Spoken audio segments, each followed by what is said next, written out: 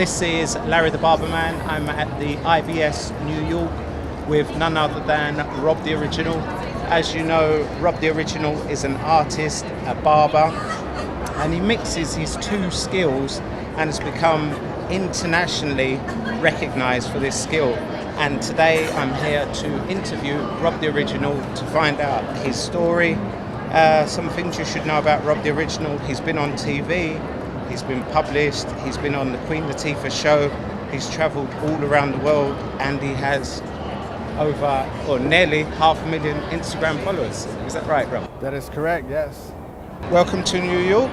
So, Rob, as I understand it, you first started in barbering because you didn't have an allowance as such. You didn't have the money to cut your hair. Tell me about your entry into barbering, where you first started at the very beginning. Yes, well, when I was 16 years old, I first picked up the clippers and I started cutting my own hair. My parents, they didn't have the money to be cutting our hair often. And when I was in high school, the very short buzz cuts were in style, and I wanted to have a short buzz cut, so which we call the fade here in the United States. And I started cutting my own hair. I started fading my own hair.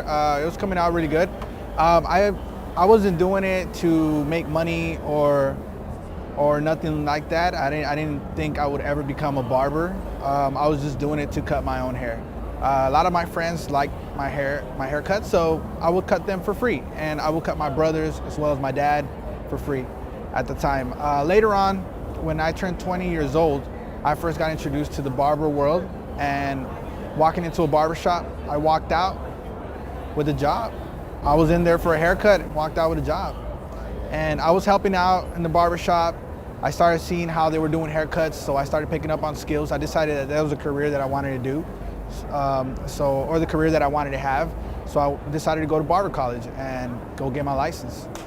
Okay, and you kind of start your rise to stardom. I think you said that started from YouTube, making YouTube videos back in 2008, is that right? Yes, correct. When I started barbering was in 2006. I quickly started getting known in the neighborhood because I was doing a lot of hair designs. People would come in and ask me for hair designs, and I would never say no. I would just draw it. I do have an artist background. I've been drawing ever since I could remember. And I used that, I applied that with barbering, so I became a hair designer. And next thing you know, I have a friend that's like, hey, we should film you and put it on YouTube. YouTube was coming about, so we started filming the videos, and then after that, they started going viral on the internet. So it motivated me to do more, and then I tried doing a portrait. And that was the very first portrait I've ever done in 2008, and it was recording on this YouTube page that we had called Pimp My Haircut. P-I-M-P, My Haircut. Okay, and it's not just hair that you do your artistry on. You're is it a dust specialist, is that right? Talk me through. Yes, I've been hair designing for many years. 2 years ago, I decided to do a game changer, and I wanted to give my followers and viewers something different on my social media. So I decided to start trying out art with other things besides hair. I am an artist, and I wanted the world to see that I could do art with basically anything. Like I said before, I see art everywhere. So I started using dusty windows to do artwork, just like you write "wash me" in the back of a dirty car. But I started grabbing brushes and doing images like the Last Supper and portraits. I even did a self-portrait of me once. I also use food like pizza, ketchup, salt, avocado, tortillas, watermelons, stuff like that. I do a little bit of everything. And now, basically anything that comes to mind that I could think I could do art with, I would do art with. And this talent has actually got you, as I introduced you at the beginning, you've actually been on some TV shows. You've been on ESPN, you've been on Queen Latifah show. Name me some of the other shows and why they actually asked you to come onto these TV shows. Yes, I think that a lot of people or producers, TV producers, find me interesting because I do artwork that it's random. You don't see very often, so it catches people's attention. That's why I've gone and shared by a lot of big pages, and my following has grown. Because of that. A lot of art pages share me around the world. I've been on many articles around the world. During the World Cup that was a big step for me because I was doing artwork on haircuts of the soccer players. So I was doing interviews with people from different countries, and that was pretty awesome. Also, recently I did a Last Supper haircut, and that one also went viral and also gave me a lot of exposure. I think it got like over 80 million views on Facebook, and it got over 2 million on my personal, Instagram page. Okay, and talking about Instagram, you've got quite an interesting story to tell about your Instagram following, because Instagram picked up on how much you was trending on Instagram and actually did their own story on you, where you procured 30,000 of this nearly 500,000 followers that you have. Tell me about what happened with Instagram. Okay, well, this happened about 2 years ago, during the time that I came on the show with Queen Latifah, and I was also working on a reality TV show with Cedric the Entertainer. I remember it was those exact days that I was traveling back and forth, and while I was traveling to the Queen Latifah show, I was at the airport and I did an interview with Instagram. They sent me an email. They're like, hey, we want to interview you, we want to share a post of you, and I was like, yeah, sure. So I was literally sitting at the bar having some chicken wings and a beer, and I did the interview with them, and they shared me, and I got over 30,000 followers from there. That's like the ultimate shout out, being shouted out by Instagram itself. So it was pretty awesome. Okay. And during this kind of rise to stardom, you was actually working in a barbershop, and you was kind of faced with the challenge where your boss was trying to sign you up underneath him and take a percentage of your wage. How did you deal with this? Because I'm sure a lot of other barbers are kind of going through a similar thing that you were. How did you deal with this? Well, I really had to pay attention to see who really was there to help me, or who was there to try to gain from what I was doing. And I quickly realized that the person I was working for at the time was trying to, he was seeing money signs with me and was trying to basically, use my talent and for him to make money. And I wasn't feeling it, so I had to leave that barbershop and decided to open my own barbershop. And ever since then, I've been working for myself. I've had my first barbershop open for 5 years now.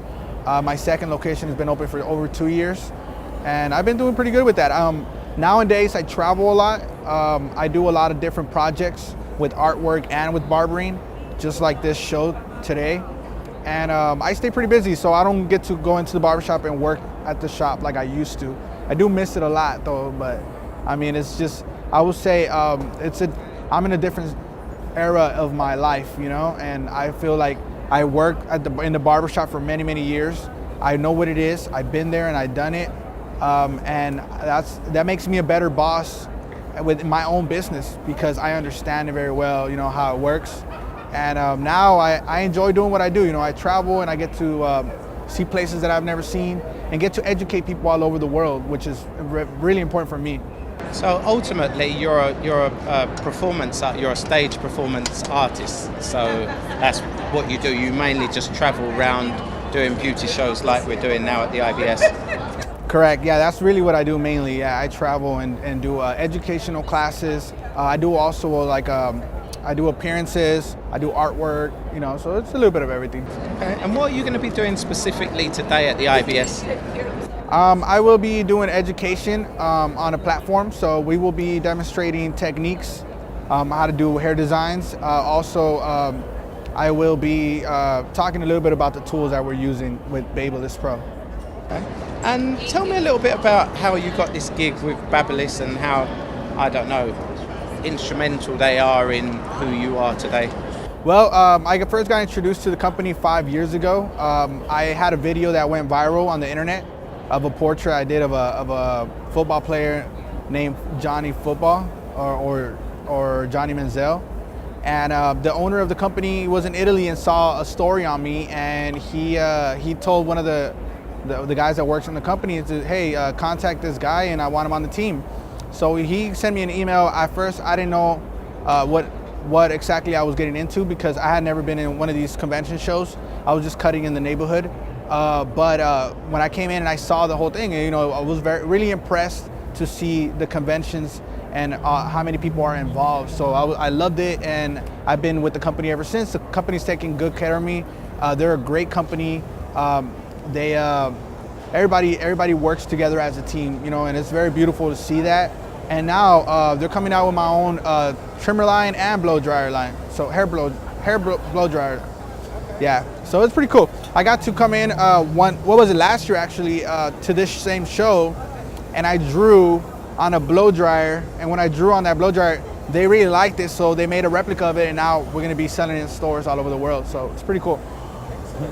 And in Brazil, tell me about in Brazil, because you're kind of like a star in America, but in Brazil you're like a mega superstar. Tell me how you was received in Brazil and what your first ever gig was there. I love Brazil. Brazil is amazing. Brazil, everybody there treated me very good. Everybody there was very supportive. You know, I got a bunch of gifts. A bunch of people were giving me gifts. You know, I took pictures with people from the moment I walked in to the moment I walked out. The crowd was amazing. I love Brazil. South America's, you know, always been very supportive. I've been to Ecuador, Guayaquil, and they were also very supportive. But Brazil, Sao Paulo, Brazil, definitely topped it off. And just two last questions, because I've kind of dragged you away from the Barber stand, which you shouldn't be here. On the 30th of April, you will be going to Ireland to the Irish Barbering Expo. Tell me what you intend to bring to the table here in Europe. Well, I always try to do something different, so I will be basically doing demonstrations like I do with my hair designs. But who knows, I might do some artwork with hair trimmings or maybe carved brushes. You never know what I'm going to do, so we'll see. And very last question, you do customization work of Barber's tools. Tell me about your customization service that you provide and how people could actually contact you to have something customized with some Rob the Original. Well, my website is www.robtheoriginal.com, and I have a contact email address there, which is robtheoriginalmgmt@gmail.com. You could always send an email and send a request for what you're trying to purchase, and we could give you inquiries, you know, what would you like to get done. I do sand art, I do carved brushes with any image that you would like on the brush. And I also do other types of art, so, you know, you could always send an email and we could try to get you your artwork as soon as possible. What words of advice could you give to an artist out there that has barbering in their blood? What would you say to them? What words of advice could you give them to maybe reach the heights that you have? I would say stay dedicated to the career, and what that means, it's using social media. You know, it helped me very much. You got to stay very active on social media. You got to constantly be posting and make sure that you keep putting out new artwork, you know, new material, and that's what it's about. You know, people want to see new things. Yeah, so and also I would say just, you know, follow your passion. You know, I really enjoy doing what I do. I do it with a passion, you know, and that's helped me out a lot too. So I would just say, if you really enjoy doing what you're doing, you know, keep doing it, and sooner or later somebody's gonna notice. Okay, Rob the Original, thank you ever so much for taking the time to give me this interview. This has been one of the interviews I've been craving for a long time. So the fact that you've left the Barber stand to come and give me this interview, I really appreciate it. Carry on doing what you're doing, and hopefully this time next year you would have hit that magical 1 million on Instagram, and I hope it will be reflective many times over in your bank account in dollars. Thank you very much. I appreciate that very much. I will very much need that. Yes, I hope so. All right, thank you very much. Thank you.